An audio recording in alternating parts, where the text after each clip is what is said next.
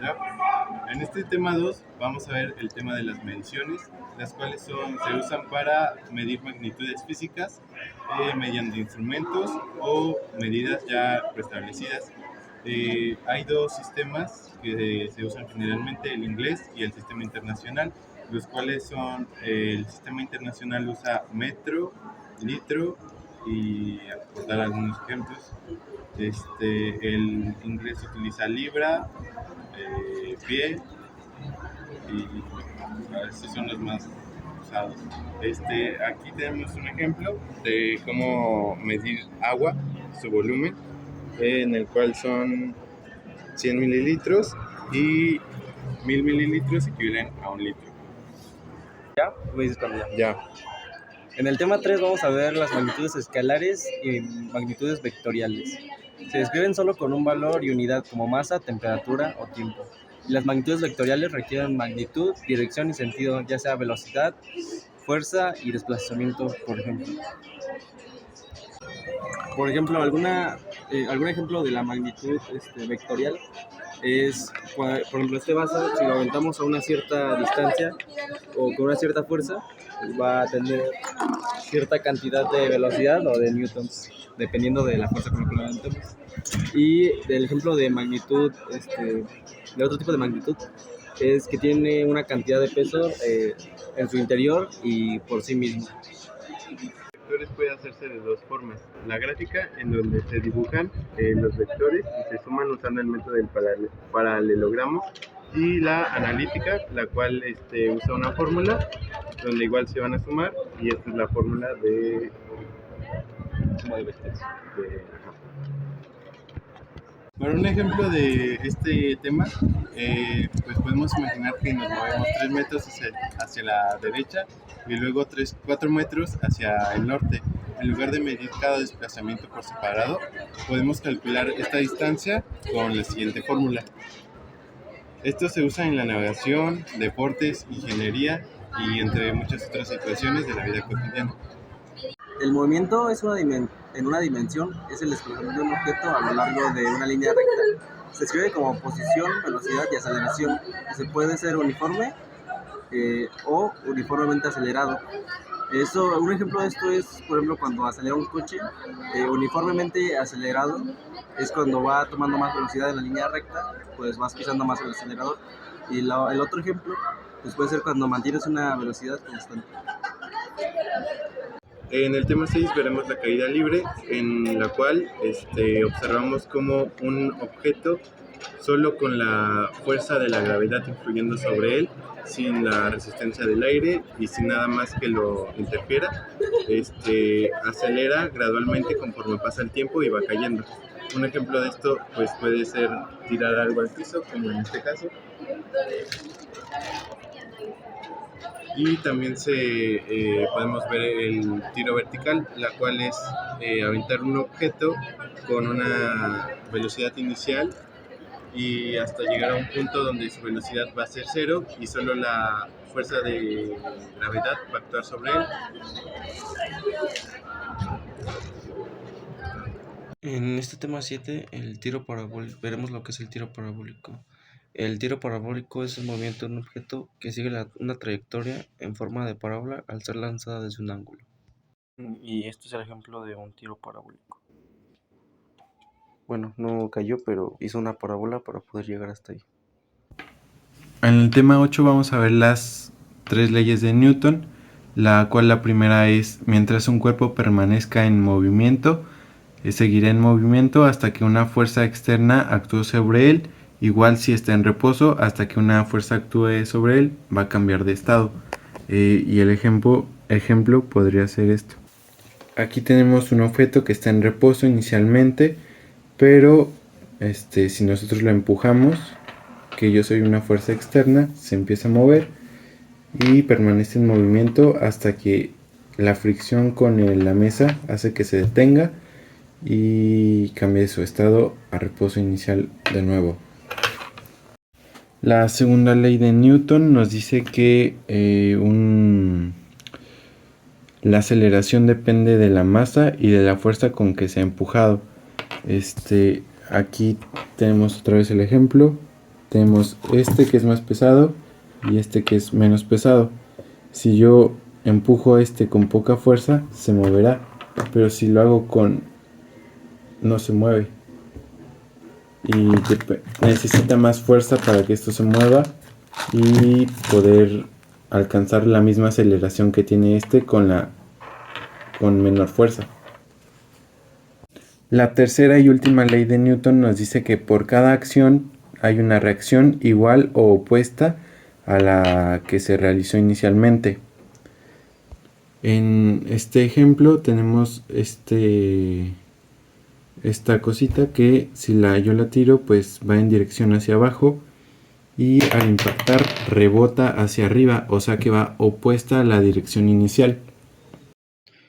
Ahora en el tema 9 veremos lo que es la fricción.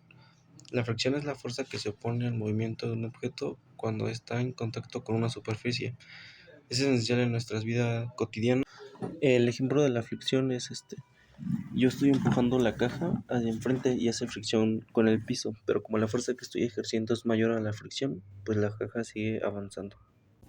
En el tema 8 observamos las leyes de Newton y en el tema 10 observaremos las aplicaciones que tienen estas leyes en la vida real.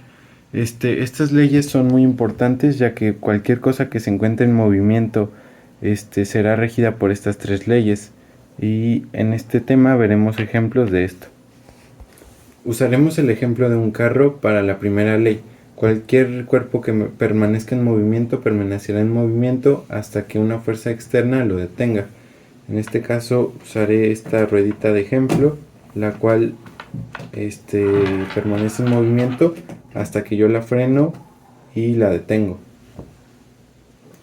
En la segunda ley nos dice que la aceleración depende de la fuerza y de la masa del objeto, y en este caso podríamos usar el ejemplo de un columpio. Imaginemos que este es un niño. Este niño pesa, no sé, 70 kilos y con poca fuerza se mueve muy poco. Y si le quitamos el peso, con menos fuerza, con la misma fuerza se va a mover más. Otra aplicación que tienen estas leyes es cuando un objeto se mueve en un plano inclinado, como en este caso, su aceleración depende únicamente de la gravedad y del ángulo de inclinación, y para calcular su aceleración se usan estas fórmulas y algunas otras, las cuales nos ayudan a ver cómo funcionan y cómo se comportan los objetos en movimiento gracias a estas fórmulas, y sería todo. Ahora vamos a ver el tema 11 y en este tema vemos el trabajo realizado por una fuerza constante, que esto es en sí la fuerza que se ejerce hacia un objeto o hacia algún objeto y hecho por una fuerza y que se sigue desplazando en una dirección. En el ejemplo que vemos ahora pues es el mismo que en el ejemplo del tema 9, ya que pues si yo ejerzo la fuerza constante hacia la caja seguirá avanzando, pero si dejo de ejercer, la caja se detendrá ahí. En el tema 12 veremos la energía potencial y partiremos de la siguiente afirmación, la cual es: la materia no se crea ni se destruye, solo se transforma. Y primero veremos qué es la energía potencial, la cual es la capacidad que tiene un objeto de realizar un trabajo debido a su posición, y se calcula con la siguiente fórmula, donde m es masa, g es gravedad y h es altura. También hay que tener en cuenta las dos grandes diferencias, que son fuerzas conservativas y no conservativas. Las conservativas son como la gravedad, que nos permite recuperar energía, y las no conservativas son las que disipan la energía. En este caso la fricción la disipa en forma de calor. Como ejemplo tenemos unos frenos de un carro, que como tal es una pinza que se engancha al disco de frenos, lo que hace que por fricción disminuya la velocidad, disminuya su aceleración y genere mucho calor, disipando la energía en esa forma. Y pues ya como conclusión, vimos que la energía se transforma pero nunca desaparece. como en el caso del carro, que la velocidad se transforma en calor y hace que se disipe la energía en forma de velocidad y se transforme a calor. Ahora vamos a ver el tema 13, que es el equilibrio de cuerpos no puntuales. Se refiere al estado de un objeto extenso que permanece en reposo o en movimiento sin rotar ni desplazarse de manera descontrolada. Para que esto ocurra deben cumplirse dos condiciones, que es el equilibrio translacional y equilibrio rotacional. Este concepto es fundamental en ingeniería, arquitectura y física para diseñar estructuras estables y seguras.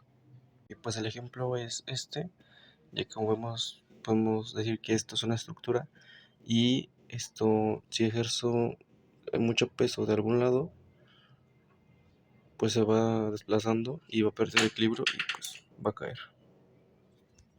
En este tema 14 observaremos qué es el movimiento rotacional y cómo funciona, ya que esto tiene aplicaciones en la vida cotidiana muy comunes, ya sea desde una llanta girando hasta un planeta. El movimiento rotacional se define como un objeto que gira alrededor de un eje, como en este caso tenemos esta llanta que gira alrededor de un eje y cuenta con un ángulo, lo cual hace que tenga una velocidad angular y una aceleración angular. Y en este tema también observamos dos tipos de movimientos, el curvilíneo uniforme y el movimiento curvilíneo uniforme acelerado. El curvilíneo uniforme es cuando el objeto no cambia su velocidad angular y se mantiene constante, y el curvilíneo uniforme acelerado es cuando cambia su velocidad a través del tiempo. Esto pues puede ser como un auto que va a una velocidad constante de 60 kilómetros y se mantiene así, pues sería movimiento curvilíneo uniforme. Pero si varía su velocidad, va subiendo, va bajando, sería movimiento curvilíneo uniforme acelerado. En el último tema, que es el tema 15, veremos la dinámica de movimiento rotacional, la cual estudia cómo las fuerzas afectan la rotación de un cuerpo alrededor de un eje. Moviendo de un eje es similar a la dinámica del movimiento lineal, pero en lugar de desplazamiento analizamos ángulos, torques y momentos de inercia. Un ejemplo de esto es que cuando giro la puerta empujando cerca del borde, de esta manera, ahí, pues aplico un torque que le hace rotar. Pero por ejemplo, si vuelvo a empujar, pero ahora desde las bisagras, pues es más difícil, necesito aplicar mucha más fuerza a la puerta para que cierre. Esto sería más difícil porque el momento de inercia es menor.